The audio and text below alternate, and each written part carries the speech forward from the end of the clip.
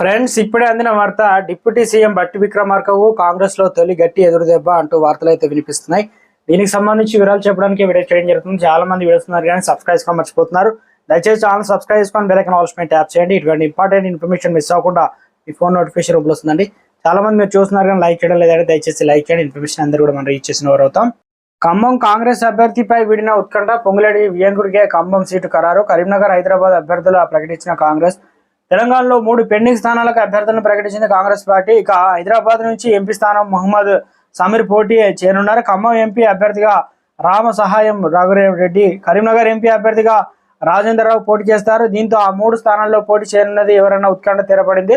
కరీంనగర్ లోక్సభ అభ్యర్థి ఇప్పటికే నామినేషన్లు వేశారు. కాంగ్రెస్ నేత వెలిశాల రాజేంద్రరావు ఇక అధికారం పేరుతో ప్రకటించేందుకు ముందే మంత్రి పొన్నం ప్రభాకర్ ఎమ్మెల్యే మద్దతుతో నామినేషన్ కూడా దాఖలు చేశారు. మొత్తానికి తెలంగాణలో ఇక ఖమ్మం సంబంధించినటువంటి సీటు పైన బట్టి విక్రమార్కకు గట్టిగానే ప్రయత్నం చేశారు. తుమ్మల నాగేశ్వరరావు, విహెచ్ హనుమంతు మొత్తానికి ఊహించిన భిక్షాకే ఇచ్చి పొంగులేటి శ్రీనివాసరెడ్డి వైపు అనగా సహోదరుడికి ఇవ్వకుండా మొత్తానికి తాను ప్రతిపాదించినటువంటి పేరు ఏదైతే వియంకుడికి ఇవ్వడం ఇక మాట నిలబెట్టుకునే విధంగా డిప్యూటీ బట్టి విక్రమార్కకు ఊహించిన భిక్షాకే తగిలిందంటున్నారు రాజకీయ నిపుణులు. ఒక వర్గానికి వారికే టికెట్లు ఇప్పించుకోవడం, పదవులు ఇప్పించుకోవడం జరుగుతుందని అసెంబ్లీ ఎన్నికల తర్వాత కీలక నేతలు కాంగ్రెస్ లో బయటికి చెప్పకనే పొక్కింది. ఈ రకంగా ఎంపీ సీటు సంబంధించి ప్రభుత్వం నుంచి కావచ్చు, ఈ కాంగ్రెస్ హైకమాండ్ నుంచి కానీ పొంగులేటి శ్రీనివాసరెడ్డికి బిగ్ షాక్ కాకుండా గుడ్నెస్ ఇచ్చి ఇక డిప్యూటీ సీఎం బట్టి విక్రమార్కకు బిగ్ షాక్ అయితే ఇచ్చిందంటున్నారు రాజకీయ నిపుణులు కూడా. మరి ఏ రకంగా ముందుకెళ్తారో రానున్న రోజుల్లో